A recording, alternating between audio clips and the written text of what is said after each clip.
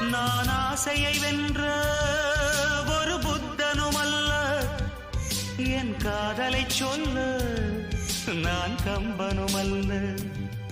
உன் காது கடித்தேன் நான் கனவினில் மெல்ல, இன்று கட்டி அணைத்தேன் இது கற்பனை அல்ல.